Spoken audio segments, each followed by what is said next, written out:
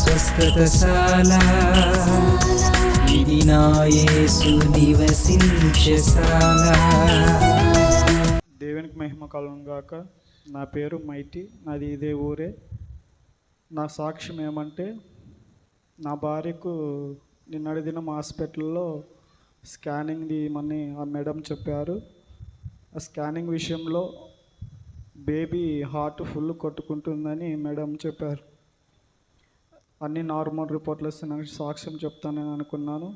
దేవుని కృపను బట్టి అన్ని నార్మల్ రిపోర్ట్లు వచ్చినాయి.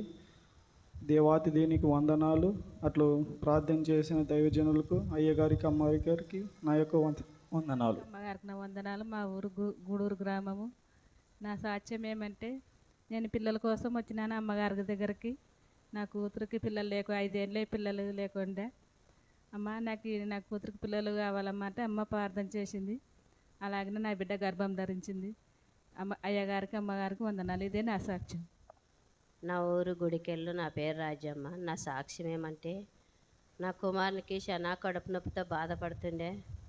ఏం చిన్న నువ్వు దేవుని సన్నిధి మర్చిపోతావు, పాటలు అన్నీ పోతుంటివి, ఎప్పుడు మర్చిపోయినావు అంటే, అమ్మ నాకు శనా కడుపు నొస్తాం, నాకు ఎక్కడ ఏం చేయాలని నాకు తెలియదంటే, అమ్మగారికి ఫోన్ చేయించుకోపా, ప్రార్థన చేయించుకో, బాగా అవుతుందంటే అమ్మగారికి ఫోన్ చేసి ప్రార్థన చేసి బాగైంది.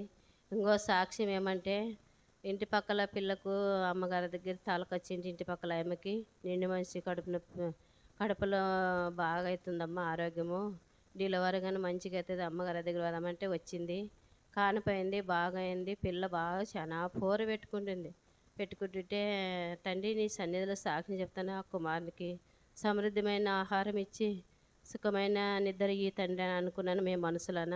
ఆ పిల్లోడు బాగున్నాడు, బాగా నిద్రపోతున్నాడు. ఇంకో సాక్ష్యం ఏమంటే, నా మనమరాలు 2 దినాలు చాలా వాంతులతో బాధపడుతుండే. తండ్రి నీ చిత్తమునైనా ఆయన ప్రార్థన చేసి రక్తం అంతా పూసి నీ సన్నిధిలో నేను సాక్ష్యం చెప్తాను తండ్రి అనుకున్నాను. ఆ బిడ్డకి గాను బాగైంది. ఇదే నా సాక్ష్యము. అయ్యగారికి, అమ్మగారికి వందనాలు. దేవుని చేసిన మేలులకు వందనాలు. ఇక్కడ వచ్చిన వారందరికీ వందనాలు. దేవాది దేవునికి వందనాలు. నా పేరు సంపూర్ణ, నాది ఖైరవాడి. అమ్మగారికి, అయ్యగారికి వందనాలు. ఇక్కడ వచ్చిన వారందరికీ వందనాలు.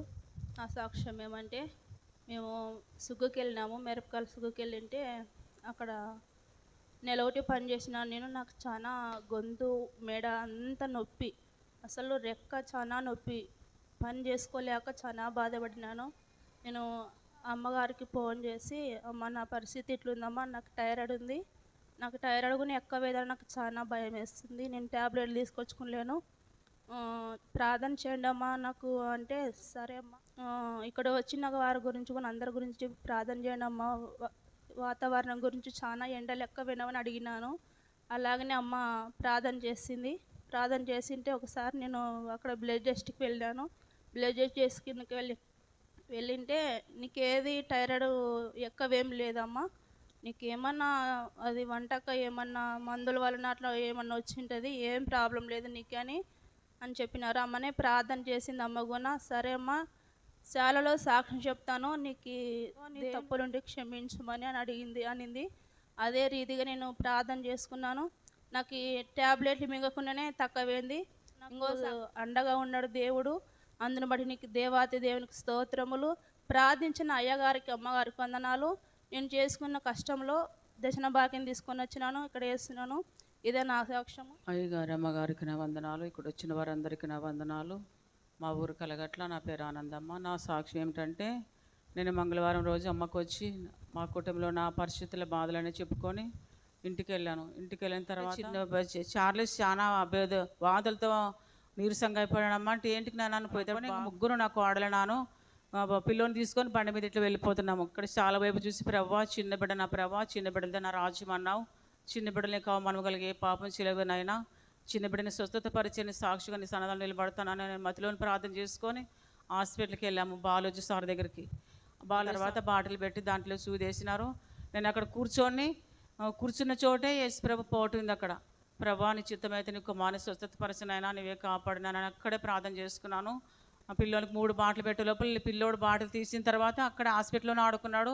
మంచి ఆరోగ్యం ఇచ్చాడు.